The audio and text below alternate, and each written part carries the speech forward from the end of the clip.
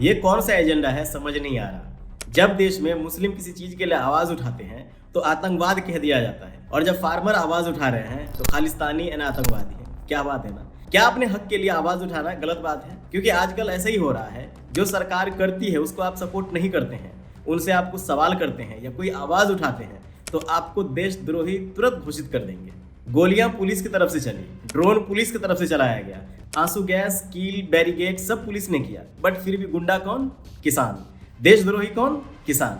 आप एंड कांग्रेस के द्वारा स्पॉन्सर किया गया आतंकवादी कौन? किसान। और ये सब जो बातें हैं मैं अपने मन से नहीं बोल रहा, ये सारी चीजें सोशल मीडिया पे चल रहा है, अलग अलग तरह से वीडियो सामने आ रहा है जो इस प्रोटेस्ट का नहीं है, कभी और का है, वो भी सामने चलाया जा रहा है। एंड शॉकिंग बात यह है कि मीडिया का काम होता है सच्चाई के लिए बात करना, जनता के लिए बात करना, लेकिन उनकी नदी उल्टी ही बह रही है। हर तरह से कोशिश किया जा रहा है कि फार्मर्स को कैसे देशद्रोही एंड स्पॉन्सर्ड गुंडा साबित कर दिया जाए। अब सवाल यह आता है कि आखिर गवर्नमेंट किसान की मांग पूरी क्यों नहीं कर रही है? क्या इस बार मांग पिछले मांग से अलग है? तो जवाब है बिल्कुल नहीं। किसान ने जो मांग इस आंदोलन में किया है वही सारी मांगे पिछले आंदोलन में भी किया था, एंड सरकार ने उसको एक्सेप्ट भी किया था। हाँ, कुछ मांगे ऐसी थी जिसके ऊपर सरकार कही थी कि इसके ऊपर हम सीरियसली सोचेंगे। ये नहीं बोले थे कि हम नहीं सोचेंगे, सीरियसली सोचेंगे ऐसा उन्होंने कहा था। लेकिन जो एक्सेप्ट करना था वो भी नहीं एक्सेप्ट किए, जो सोचना था वो भी नहीं सोचे, और इस बात को 2 साल हो गए हैं। फिर तो किसान का गुस्सा जाहिर है ना। एम स्वामीनाथन को भारत रत्न से सम्मानित किया गया, जो बहुत ही अच्छी बात है, मगर उनकी बातों को सरकार ने एक्सेप्ट ही नहीं किया। स्वामीनाथन कमीशन रिपोर्ट कहीं फाइलों में दबके रह गई।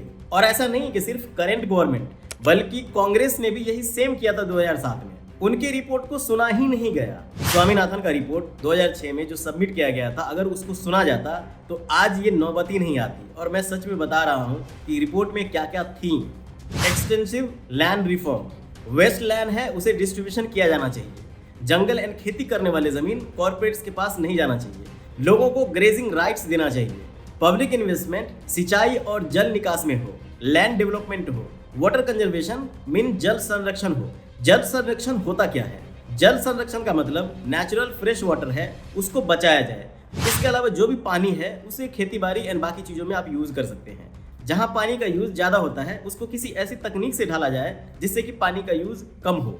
अब बताओ कि इसमें कौन सा ऐसा पॉइंट है जो लोगों के हित में नहीं है, देश के हित में नहीं है, बट इसको सरकार नहीं मानी, वो चाहे बीजेपी हो या कांग्रेस।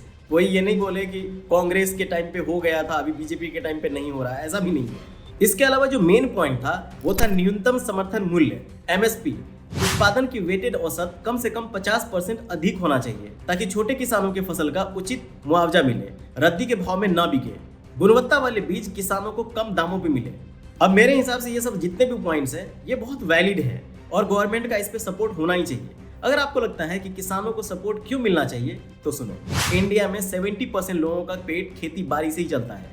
2017 रिपोर्ट के अकॉर्डिंग इंडियन इकोनॉमी में एग्रीकल्चर 15.4% शेयर देती है। 2020 रिपोर्ट के अकॉर्डिंग कुल श्रम का 41.49% एग्रीकल्चर से जुड़ा हुआ है।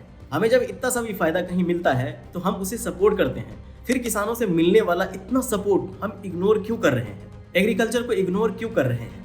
आपको पता है एनआरसीबी डेटा के अकॉर्डिंग फार्मर्स का सुसाइड बढ़ गया है। 2014 में 5600 किसान आत्महत्या किए थे, वहीं 2020 में 16,000 किसान। 1995 से 2014 तक 2,96,438 फार्मर्स ने सुसाइड किया था। और इसका सबसे मेन रीजन क्या है? किसान ने लोन लिया, उसको चुका नहीं पाया, तो लोन रिपे करने के लिए बहुत प्रेशराइज किया गया, किसान मजबूरी में आकर के आत्महत्या कर लिए। एंटी फार्मर्स लॉ, कर्ज का बर्डन, सरकार का पुअर पॉलिसीज, सब्सिडीज में करप्शन, फसल बर्बादी, यही सब मेन रीजन है फार्मर्स के सुसाइड का।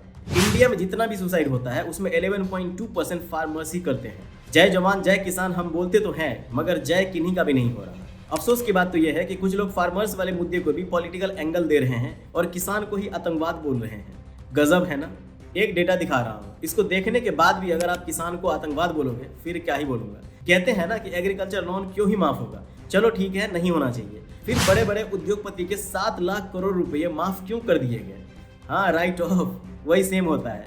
और उधर किसान 1 से 2 लाख के चक्कर में जान गंवा रहे हैं। माफी नहीं करना तो किसी को मत करो, लेकिन ऐसा कानून लाओ कि फार्मर्स को सपोर्ट मिले गवर्नमेंट से।